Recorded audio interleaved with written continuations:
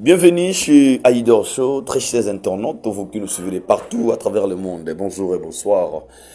Nangonga Bozoli Bakou Yarutala, émission Nabino Aïdor Show, une émission qui est présentée par le vôtre Aïdor Bokwala Yapembe certifié. Encore une fois, un grand merci à tous nos abonnés, aux abonnés coachés, scotchés partout à travers le monde. Déjà, je vous signale que hier, Ezalagi Bongo, mon colonel Motama, le 22 juillet, il y a un moment qui dort beaucoup, la salle qui est émission T. La salle qui est émission T parce qu'il nous a tellement fatigué. Pourquoi? Il y avait tellement de messages. C'était une journée vraiment super. J'ai passé avec ma famille et des amis. Et ça là qui est bien absent. Mais merci, Nabino Nyon, so souhaiter qu'il y ait un message Nabino comme la qu'il y ait. Auto souhaiter qu'il y ait un appel, un message, un commentaire partout, partout, partout. Sache-le que ça me va droit au cœur. Je vous dis un grand merci pour nous penser na ngai. Grand merci à vous et grand merci na Nzambe.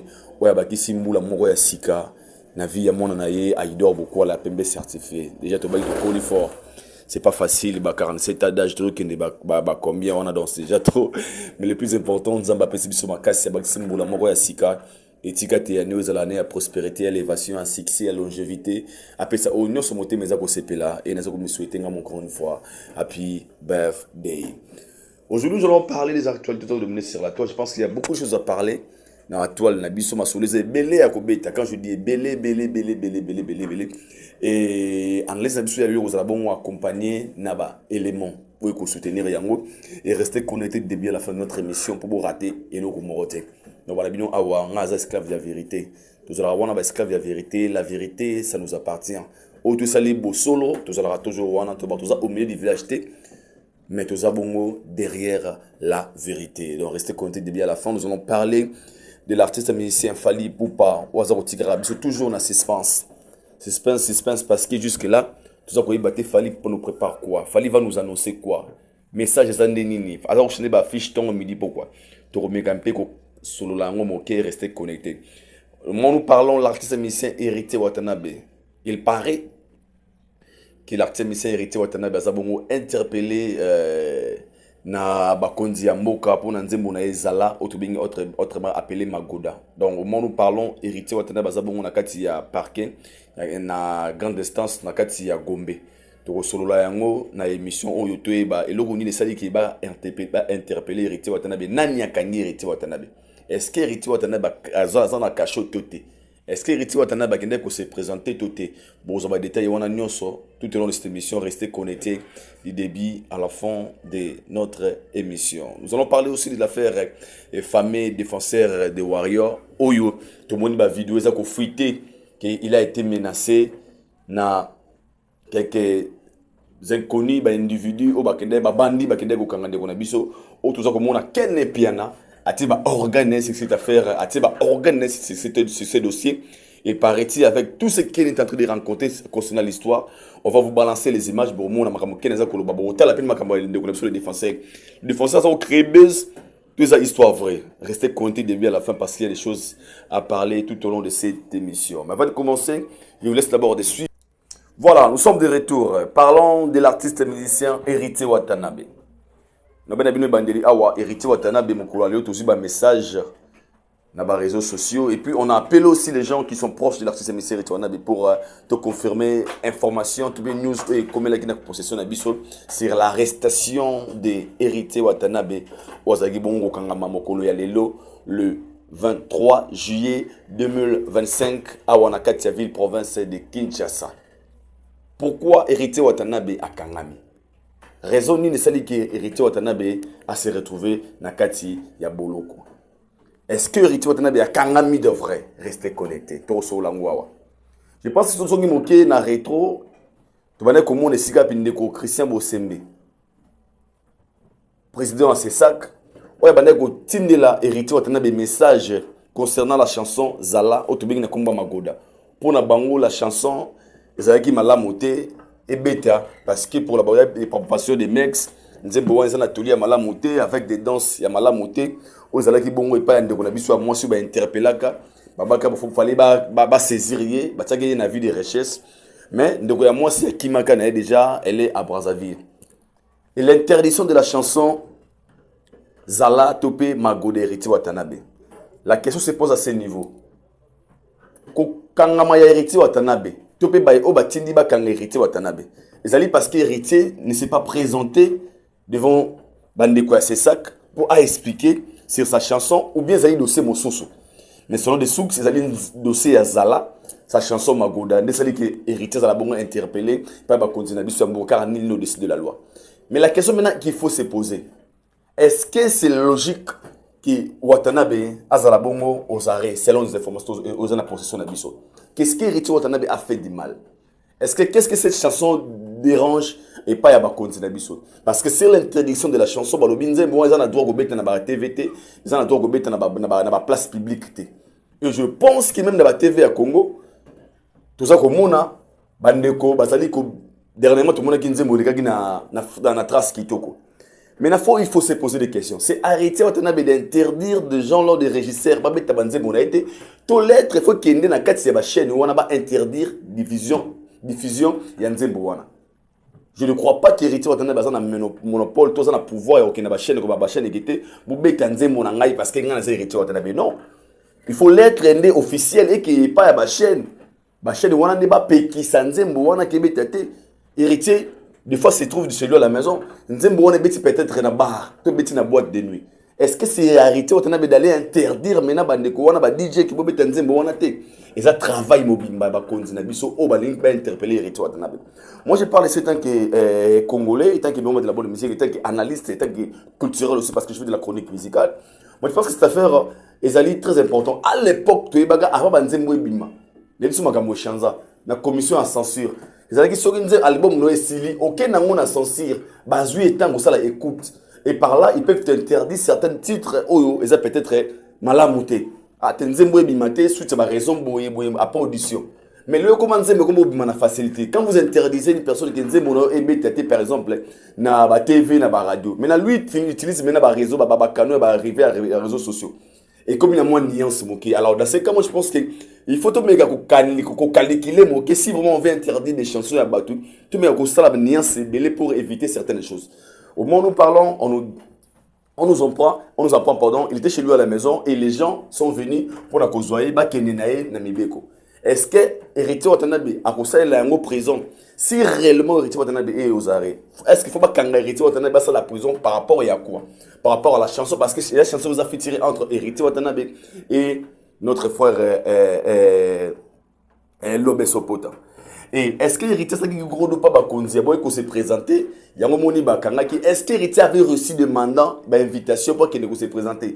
Ce sont des questions à se poser. Pour l'autre comment c'est mais comment ne serait pas la moto convocation mo tient dans les réseaux sociaux pour annoncer. Alors que tout le monde a son adresse, l'héritier a son adresse na. Est-ce qu'il y a pas qui invitation ou qui a respecté un mot? Yango wana ko peut-être dans nombre ouais sengela ki sengeke bakende ko kozwa artiste topé artiste ya mbaki yango te asa ko na réseaux sociaux pour nous ay comme non facile au moins la lettre mo ya mibeko ya mboka et ko que fuiter dans réseaux sociaux c'est comme la moto la physique. Alors à l'époque au début comme réalité si vous avez besoin d'interpeller une personne cherchez son adresse allez lui envoyer l'invitation chez lui à la maison ba courrier ne monde la salaka. Et ce que nous avons respecté, là peut-être on peut comprendre que non, à sali gros dos devant la justice, on peut comprendre. Mais ce qui nous avons peut-être l'être et qu'il y a mon a réseaux sociaux. Et pour lui, il considère toujours que comme nous avons légal, nous officiel en fait. Et c'est la question qu'il faut se poser. Et nous serons toujours là en train de suivre le mouvement pas à pas de savoir la situation. Est-ce qu'héritier Watanabe Arola la kuna na kachou, est-ce qu'héritier Watanabe a déjà libéré Nanda Kunaye? Est-ce que c'est la question qu'on est en train de poser? Mais tout à la température, on va revenir encore une fois vous donner des news. Mais ce qui est sûr et confirmé est que l'artiste a interpellé na bakonzi ya l'état au moment où nous là azabongo awana katia azabongo na katia Gombe et si kawa puis tuza cause la situation et cause la comment est-ce que kolala est-ce que gobima est-ce que et c'est la question qu'on se pose maintenant sinon toroba courage na héritier Watanabe et bakonzi mboka baba nil au-dessus de la loi certes on respecte mais faire sur les choses d'une manière propre ndenge sengeli et ça peut malamu ça peut pour le coup mboka na biso ce babara star azaka star ça peut humain comme tout comme des citoyens il a aussi droit à respecter mes beko certes mais si ils ont les kanaba ndenge mort ya moi genre ils a faute il y a des conditions. Mais sinon, force hérité, nous verrons la suite. Je pense que demain, on va encore revenir s'il faut donner la suite. Si hérité, à Tigala, qui n'a caché, tu peux hériter, à ça qui vont libérer. Mais ce qui est sûr et certain, information à source, l'artiste hérité, aux arrêts, à Wanakati, à ville, province de Kinshasa, le 23 juillet 2025. Merci beaucoup, c'est l'information, c'est retourné. Parlons maintenant d'Artémis Fali Poupa, Orgle. The last man is standing, the one and only. Jusque-là, Fali toujours de suspense.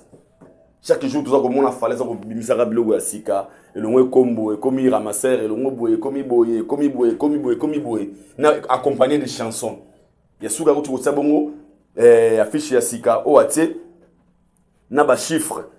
Et les gens se posent des questions. Qu'est-ce que Fali nous prépare? Fali veut nous annoncer quoi? Mais pour nous, selon son âge, Makamonos Falaza Osala, ça au Canada, il y a Stade de France. Donc pour moi, le mouvement de la bonne musique et les Warriors, ça n'a pas fallu annoncer une date nouvelle Stade de France. Parce que pour tester Thérèse, ceux qui ont annoncé quelque chose, mais les fanatiques de Fali, ça a besoin d'un Stade de France. Besoin d'un Stade de France. Donc jusque-là, dans le sondage, ils ont gagné le Stade de France. Et tu as élaboré un message, il fallait que tu la biso. Message ni na kopesa la biso to yeba date Stade de France c'est aux alaka au Congolais so c'est au Stade de France. Pourquoi les gens sont-ils impatients? Il y a un message à Fali parce que c'est la manière dont l'artiste est en train de communiquer. Fallait ça communiquer dans un numéro très professionnel. Il y a un ba suspense na mitu ya bato. Bato ça ko mitu na ba question est-ce que Fali Ipupa a kopesa biso message nini? Et pour les Warriors, c'est pas la première fois. Je pense que Fali ça a bongo quelque chose en téléchargement. Mais il y a Oyo, accompagné des chansons, il y a des combo, il y a des pangoussa, et des questions se posent à un niveau élevé. Mais moi, je dirais ceci. Analyse personnelle, il y a un beaucoup. Moi, je pense que Fali Ipupa étant une superstar, l'artiste le plus populaire de la RDC, Ayebi qui est fanatique, n'a pas besoin d'être à Stade de France. Mais il ne faut pas maintenant oublier que Fali Ipupa a préparé un album au plus gros sur les marchés. Mon avis personnel, album, topé date à Stade de France, nous sommes welcome parce que les Congolais ont juste besoin, il y a une nouvelle mort, qui se peut monter malabango. Et surtout ce qui se passe au Fali à Sali, et comme il y a un challenge, donc sachez qu'il va annoncer quelque chose de grandiose. Pour combo les Arabes, on l'a bosoto. Parce que nous sommes la toibi, combo les Arabes signe annonce à grand événement. Et tant que la toibi n'est pas moral. Combo ça signe annonce à grand événement. Donc, comme vous l'avez dit, pour annoncer l'événement à mon nene au Bazaza Kozela. Et les Congolais sont impatients, des journalistes, des codés, des footballeurs, des politiciens, banani, papa, maman, il fallait annoncer bango date de Stade de France. Question dans les aliboués. S'il fallait nous annoncer pas la date de Stade de France, c'est qu'il va nous annoncer sorti, il y a album. Et dans Stade de France, dans album, il y a une nouvelle qui est au Bazaza Kozela. Mais parlons maintenant sur la communication. Qu'est-ce qui a fait en sorte qu'il fallait pour pas à comme à niveau où tu as comme et puis na souka to moni ya souka beti awa ezali o atse makambo ya ba chiffres. Chacun a développé on a ndenge na ye. En fallait voulait dire quoi? Et na ba chiffres na souvent auto moni fallait atse et pour ça va calculer ça veut dire quelque chose au fallait aligner à nous. Je vais voir ça avec vous ensemble tout en auto calculer ensemble na bino comme ça tu na moi likanisi ya moke. Fallait atse mo tout ça kopela atse Biblia, a commis 2 plus 11 moins 1 plus 10 plus 30 plus 1 plus 8 moins 3 plus 10 moins 9 moins 1. Et puis 58. Dans 58, on a réponse pour les autres, 58, 5 et 8, c'est le 8, 5 et moins pour la date du Stade de France. Pour les 5, 8 mois pour annoncer le Stade de France. Et ça pousse les gens à réfléchir. C'est savoir se communiquer. Il fallait un super communicateur qu'il est. Il sait comment embellir des choses, comment donner le goût. En fait, moi, sinon, que tu n'as pas encore annoncé à ta famille ou à tes amis, et qui aussi, pendant qu'ils vont aboutir à Malamoko. Et c'est la manière, moi, c'est ah oui, mère, mon atem, moi, le remords, tant que bébé yaka, on est 5 ans, makasi. Ndenge mo pena fali pour pas. On ça quoi annoncer bino. Abibo milengele malamu nzambi tebi mokolo te pe ngate. Parce que ils ont ba news mususu reye tellement que la monene makasi la manette ya mila yango so za mutima mukuse roko ya pokangami. Imaginons ce réveil bon matin fallait faire un message nous dire que non je vais faire le Stade de France l'année prochaine. Obi combien de Congolais ba content. Il y a pas non à fond la musique congolaise des Congolais les artistes de musique congolais basés à Kinshasa moko alongoli biso après plusieurs moments ba cessé ba ne ba sala mais au moins il a osé le faire. Obi so il fallait y habiter biso que sortir il y a album. Tout le monde sera content parce que Formule 7 c'est depuis 3 ans album à succès album monté le sur les marchés. Donc ce qu'il leur fallait annoncer biso d'être il y a album pour ça le gars content parce que Mato est au CP là. Lui, il propose toujours de grandes choses, de super chansons. Donc, pour Nangaï, pour la Fali Poupa, pour ces dollars qui s'inquiètent, oh, comme toujours comprendre le thé, Fali le bagarre en balamoko, combo, nani, nizola, kistanini, basa qu'on lila, basa qu'on benga, nabiso baoyo, nanabi, tout ça, nenge moko. Expérience moko, tout ça qu'on observe, tout ça qu'on t'a l'ikanisinini, l'artiste Azali Nayango. Qu'est-ce qu'il veut nous proposer? Qu'est-ce qu'il veut nous annoncer comme message? Fali veut dire quoi? Quel est ce message le qui mène à mon équilibre, créer curiosité et créer pensée à réfléchir à est-ce que savoir communiquer. Et il fallait force à toi et tu es vraiment une légende que nous on respecte, nous sommes très fiers de toi en espérant que lorsque nous sommes et la news pour les Congolais surtout pour les mélomans de bonne musique spécialement pour les Warriors qui sont tes fans au Balingara au Namoté Mobimba on va tellement impatient il y a un message aux abonnés pour na bango. Parce que c'est là où la biso ba o tout ça c'est là où on fongama et tout ça na kondima été tant on fallait pour annoncer biso tout le monde sera content et je suis sûr et certain la superstar que le message n'est aux arrêts à Mounene je suis sûr et certain la superstar qu'il est annonce aux annonce moi aux la kaka aux spécialité mais abatou parce que 4 points monde bah crier de savoir qu'est-ce qu'il fallait va leur proposer, qu'est-ce qu'il fallait va leur donner comme message. Et nous sommes impatients. Il y a pour Yambango. Donc, Bandekunanga, vous avez bien la coulisse. Aïdo, quoi là? Fallait le bagamba la mogoko. Aïdo, on a un senga congé na musala. Aïdo, fallait le banini. Aïdo, on a tout ça banga. Kubanga ya sengo. Kubanga ya mawate. Tout ça banga. Fallait le banini po. Tout ça comprendre le thé. Tout le monde connaît qui s'indura so combo là. Alors, plutôt, faut que la mette. Matu yamba message. On a malamu. Tout le monde dit boy. Tout le monde dit boy. Eh, zaga message là entre Stade de France. Album c'est long et pour moi je pense que Stade de France tout album mais ça c'est tout fallait repérer ça comme vous allez officiel na page naïe pour Yamora d'abord au fond parce que c'est la star de notre pays nous sommes les chroniqueurs de la musique tant que ça sera lié dans la musique et nous serons les bénéficiaires de la matière tu accompagner communication on a pour comment mato ya bandeko tout va pas pratiquer en ligne singé donc pour le message de Fali pour moi je voulais juste vous dire que pour qui t'amete manabi nous allons monter au fondama mutema okita mais abedi c'est le bibo fongola bongola metema nzambi boyebi mokolote boyebi pe ngongate to milengeli malamu nani nda famille amilengeli oza warrior oza gaulois oza spiritas oza nani c'est pena ba panzi e ba milangi na mutu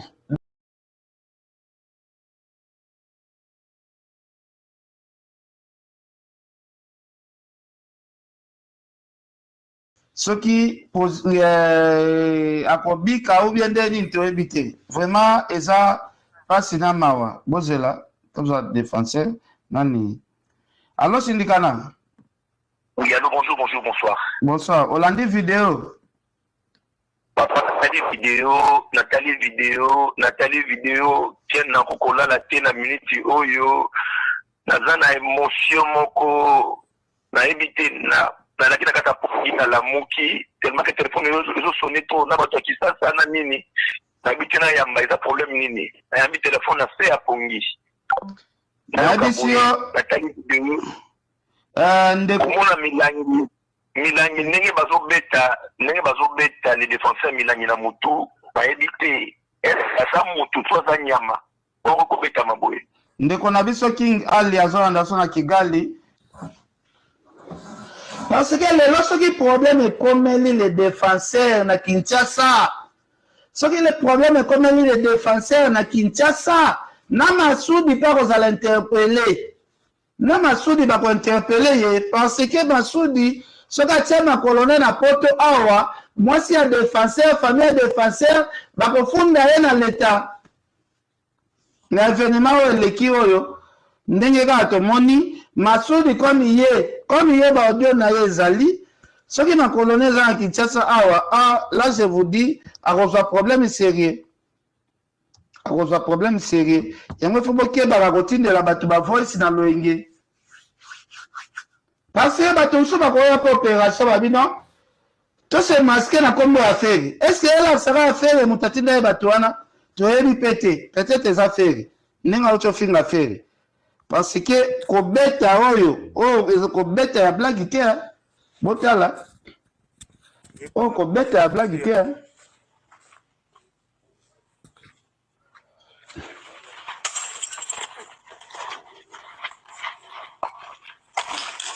bozomona naye bapasola mutu mitu na milangi bazopasola mutu na milangi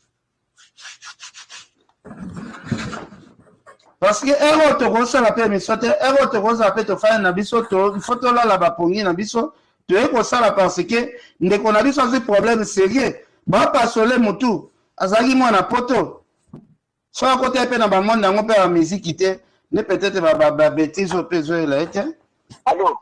ouais alikana Oui, Ken, omoni ba vidéo ndenge garçon wana o abeti le défenseur Moulangi na mutu na ndenge nsima. Bah, image ezali gouvernement congolais, ce garçon sera poursuivi. À cause de la interpellé de près ou de loin. Bah, image ezali garçon kaka oyaye. Mutu aza boye. Bazo bunda koto liboso, yo ye ndenge nsima. Obeti Moulangi na mutu. À cause de la hémorragie interne. Mais le problème en c'est quoi action basali yango na butu bilonge monani bien te, c'est ça le problème. Ken, bilonge monani bien te, mais moi je te dis qu'au Congo, nous avons la police au Bako de Tété, c'était qui et qui. Et ces gens-là, ils seront arrêtés et poursuivis, de près ou de loin. N'enseigne le gouvernement congolais, image oyo, bazo beta mwana mbali au défenseur Milangi na mutu. Déjà, ça dit qu'on l'a depuis longtemps. Parce qu'il fallait y poupa. Parce qu'il y a maye. Parce qu'il a fallu y poupa. Je dis bien. Ma fanatique a fallu y poupa. Shindikana. Place sikoyo ezokota mois d'août parce que autre ça la émission lobby à lobby et l'équipe qui 2 jours à lobby. Frère Gola, Tilampia, Abomaleki naye, Gigola, Vincent Mkouse, ba fanatiki o pe ba alo ba bibiso tokola kisaye ala pa kofinga feri parce que batango ba betie bataki komba feri na ba odo toza na ngonde batu ya falinde ba alo ba keto panzi photo naye. Ken, je peux te répondre à la question là. Depuis ma musique oyo e banda, moi ba mission est dans le feri là, le fali là. Ce sont déjà, moi je les connais depuis longtemps. Ken. Petit dans le monde comme il est le boy, parce que on a fait des mamans à Pali, parce qu'on a hérité, on a banini. Omoni. Yo tangela na mutuni ni oyo depuis musique et banda faire la tinda ba betaye Milangi. Bazo ki saye. Répondre à Ken. Te na ebi na te faut pas faire na Kinshasa tinda ba de mode pour que de samba na parquet. C'est un musicien tout complet. Tu peux l'insulter comme tu veux. Tu peux faire tout ce que tu veux. Depuis maison mère. Frère, tu peux l'insulter. Tu peux faire tout. Avant mon thème, on a été na batu bakende, bo betaye, bo boumaye, bo salanini. Voire même, l'expliquer-le comment pour prendre très bien. Parce que comment nous dit aux autres de l'élo. Au moni, ma musicien, ma zarawana, pour moi, on a pas boye. Ils ont un peu de soit terre aux années de musiciens, tant on va comme les lobes. Ils ont un bateau au Bania, Fali, avant qu'on Fali aux Alélo. Ils ont un bateau au Fara, faire on a pas comment faire aux Alélo. Mais on a acté on a allé qu'on déplorer côté le Mela. Ils allaient comme moi, les défenseurs qu'on bêtaye Moulangi na Moutou par derrière. Bateau au Bêtaye Moulangi na Moutou. Ou le Banini. Et ça va te faire rigoler. Oh, ma voix ezali oyo bato fali et pour bazana ba keno ba ko bomaye tuna na muti est-ce que on tient la mission ma voix ici wana mais Ken Oza na posa na chelo ba voice wana. Ouais, oza na ko sortir là parce que téléphone au défenseur atindela nga téléphone yango eza kufa et kufa qui depuis et ça lisco 3 jours. Nazali qu'on a besoin na yo ksande ba voice ya Masudi parce que Masudi n'a confirmé du fait que voice ya Masudi ezali ba voice ya Masudi ko azo ba keno yo to ko boma yo. Tindela ngo susu parce que na téléphone na wa Ken, na sotia yango siko. Non, ekozala mia na sotindela yango comme ça yo tshela bato ba yo kanenge ni Masudi azoloba ke il faut ba boma les défenseurs. Là tout ba kozwaye ba ko boma ye.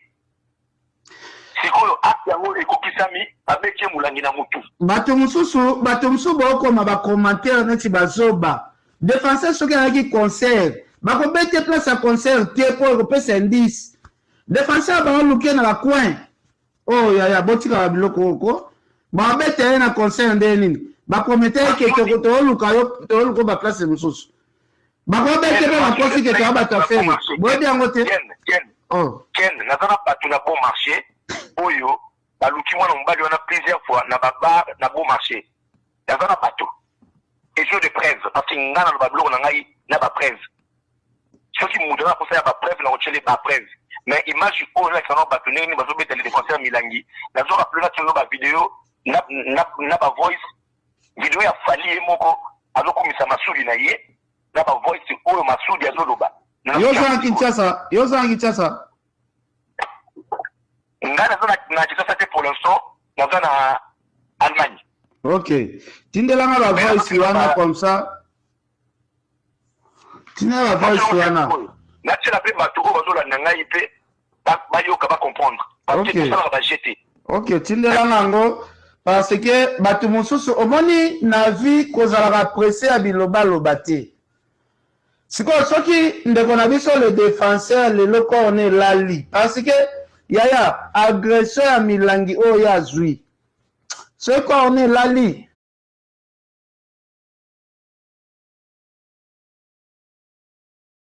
Masudi ose safali ba problème mo ya buzoba. Oh ba voix ezali, yaya Masudi azoloba. Masudi tozala moto ya fali, tozala na fali. Ces gens-là ils seront interpellés. Nous avons notre justice, gouvernement congolais. Papa nanga Fachi, kala jeune maître Amis na oyo. Amis na oyo o bakanga na Belgique ngai. Papa tindela na ba voice wana nanu na tia nanu, tindela na ba voice na tia nanu. Ken, nazo tshelo ba voice oyo kisa bato. Parce que toza bato lelo tokolinga te ke no mwana mbali oyo akufa ka pamba boye. Pona fali. Kwa linga fali. Tindela na ba voice wana na tia nanu. Parce que bato mususu ba commission ngonati bosa soki nini. Ok, n'a pas tout. Ya, voilà. Tu l'as dit Ken Piana sur l'affaire de ces messieurs défenseurs de Warriors. Pourquoi j'ai voulu intervenir dans cette affaire? J'ai intervenu pour dire à un moment de la vie, photocola. Photocola, c'est important. Photocola. Photocola, ah, je pousse ça, photocola. Photocola, s'il vous plaît. Un photocola. Ken Piana, c'est un frère. Moi, personnellement, c'est un frère. Mais, moi, je pense que ce qui te colle à l'âge, mais te colle, ça m'a tout ma cassité. Et comme un défaut, en fait. Et ça dérange. Ken Piana, tu as Kinshasa. Tu dis comment Kinshasa fonctionne. Ken Piana, tu as dit Kinshasa, tu dis Kinshasa fonctionne. Tout le monde partout, tout le monde a beau vent, tout le monde a partout.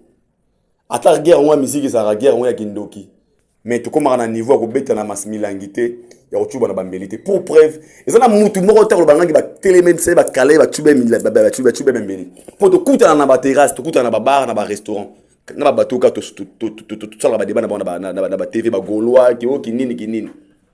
Parce que tu es dit qu'au-delà de tout, c'est la musique qui nous réunit. Un yango ya neni yango to pe warrior to pe gouleur comme on a niveau au panza mulangi achuba ne connaît pas défenseur des warriors. Et moi faut réfléchir Ken Piana. Ken yo ataka faire un niveau tout ba ta maison mère. Mais attends mon kolo mon côté bakalo na nzela bachuba ombeli. Ça arrive des fois mutafera kalo pe na nzela bino finga affaire mutafali ba télévision. Mais personne n'a le courage de mon langine abeto na moto. Et là, les défenseurs à Sali à Makassi, oh, et l'équipe Oyoken Piana Sala. Et là, les défenseurs à Sali à Makassi, oh, l'équipe Oyoken Piana au Sala. Dans mon musique, il y a attaqué Batou, il y a ingérer. Et moi, il faut réfléchir. Moi, dans tout ça, ce qui dérange, c'est le fait de mettre les noms des gens pour salir leur image, n'a pas besoin de salité. Et c'est là maintenant qui dérange nous autres. C'est là qui dérange nous autres. C'est là qui dérange nous autres. Tous à bateau, tous en conscience. Nayebi que c'est pas facile quitter en Europe, revenir à Kinshasa. Peut-être c'était pas calculé. Mais un homme, c'est un homme. Un homme, c'est le valeur. Un homme, c'est le respect. Un homme, c'est le valeur et le respect. Là, je m'adresse à Ndekonabiso, défenseur des Warriors. Ce que tu es en train de faire là, ça n'existe plus. Et ça va dans la musique à Tangakala. Le comme guerre médiatique, tu mets dans les réseaux sociaux, tu mets en tout côté. Guerre échangée à la musique. Je suis contre cette vidéo que tu viens de poster. Au PC Ken, bo sala ba rene, bo sala ok, ba beti ba ba golo so ba golo so beni ngwana boyeba. Natali live mo bo ba non, Fali Vayen Massoudi, il avait promis la mort so beni. Non, Ken et Piana s'il vous plaît. Le fond de la vie, il faut éviter. Réfléchir ne fils qu'une fois. Nabola moi tamo comme toi sala payo. Deyo ba ba to ke bino ba engra yo be raisonner na tabola momoko avant de venir salir l'image d'une personne rien que juste pour ressentiment ba base na bino sala ba vue na bino, c'est pas gentil, c'est méchant. C'est méchant. Tout le temps na banzela, tout le temps na bande ko na ba la paye. Ah ya biso ba golois. Ah ya ndenge ya bino botaka. Ah ya c'est bon. Ça reste comme ça, on se tue pas. To bo manarate, to ba inimité. Défenseur azanani pour comment il faut bakateli melipa bachubi moulangi pour asali nini pour abomi nani. Qu'est-ce qu'il a fait de grave dans le monde où il y a d'internet? Qu'est-ce qu'il lui il a fait? Tous on entre nous yo Ken Piana yo mo Ken Piana oh sala pendant des années qu'il a travaillé dans les réseaux sociaux na net. Mal ba somo yo lo ba wera ba jibe ba nani ba chuba melité ba kato giletité ya salineti nini poisonani entre nous. Pourquoi vous voulez salir l'image? Même il y a Ferré, même il y a Fali. Ils ont droit de reproduire l'image d'abord tant qu'ils n'ont rien fait. C'est un coup monté, il y a des balles. Et puis, il y a baisé comme vous n'êtes pas trop intelligent, on a filmé, c'est en fait, il y a des délire primaire en fait. Moi, ça me dérange. Ça me dérange parce que le réseau contraire comme moi, c'est ressusciter quelque chose dans le thème. Ah, et comme il y a un bon manaboué. Quelle est l'image que vous avez sabiso? Bonimbo chumu la terrain nini ki ate bakalaki butu bachuba ngembeli to bo manasko na nzela donc bonimbo ofu la terrain to bo manana nzela. Non, c'est méchant. C'est méchant. On peut aussi te refouler et puis tu gardes le calme, le silence. Ba on refoule on peut tout monde beli ba refouler on na ba kinyati. Ba on vivre bien. T'es encore jeune mon frère. Est-ce que ta vie, il faut des gars qui ont des base, les gars des réseaux sociaux. On a vu mon sous-souté à part les il y a les réseaux sociaux. Pourquoi? Fallait faire ça nini. Faire ça net nini gars.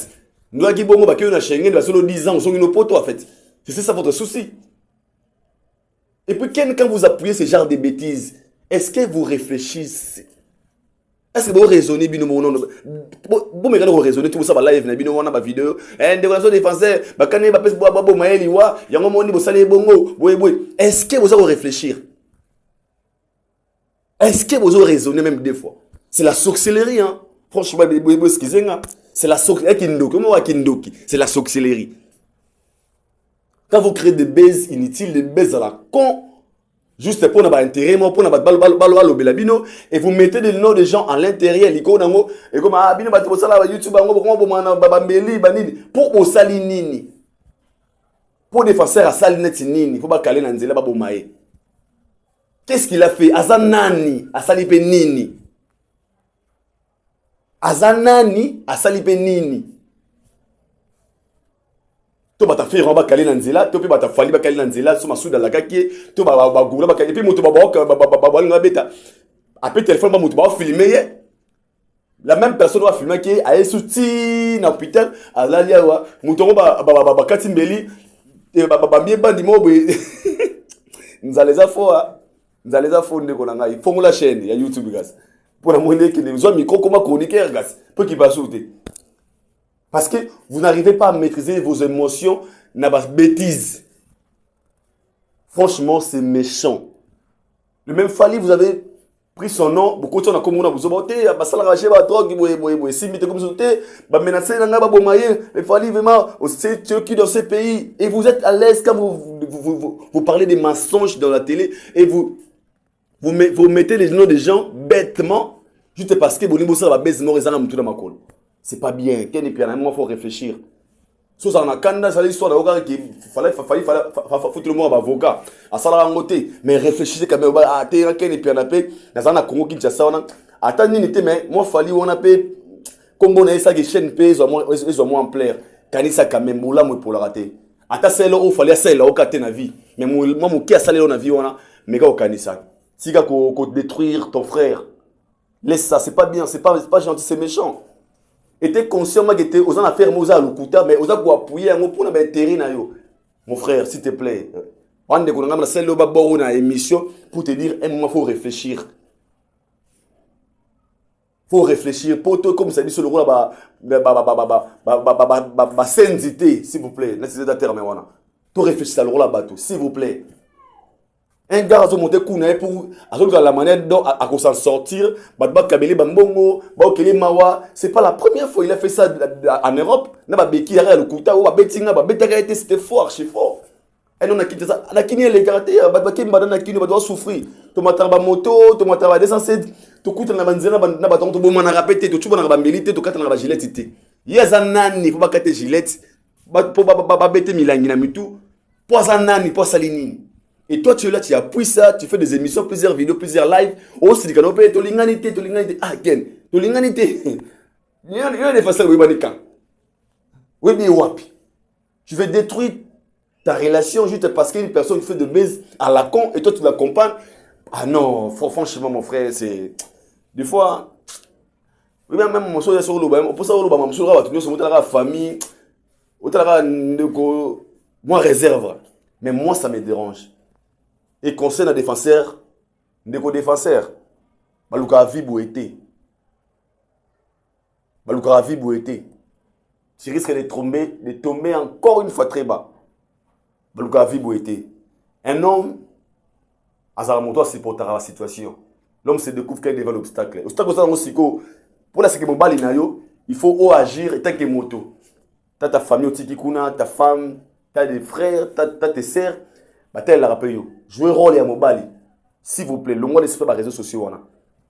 S'il vous plaît. Sinon, au risque de la ridicule, les gars, botine, les gars, les gars, comme pas solo, na serre ou base. Après, à la fin, si ta famille, n'est pas ça la perte. T'es un homme. S'il vous plaît, comporte-toi comme un homme. Hein? Ceux qui m'ont exalté, ceux qui filment bien. Il y en a non, regretté ma caméra, mais il y a un film à la télévision, parce que tout est au boulot. Aux hommes, des faits, on a fait des mois. Mike le Kamba monter pour la formation. Il y a aussi la formation et pas bol monter Mike le Kamba. Pas mon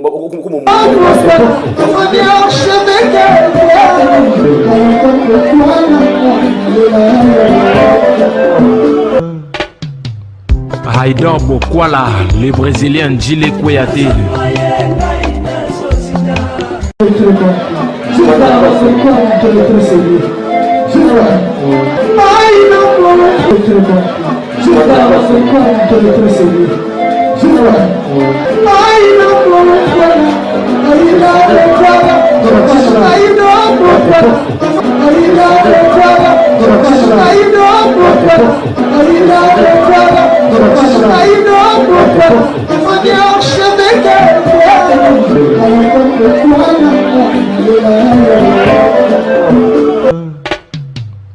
Haïdor Bokwala.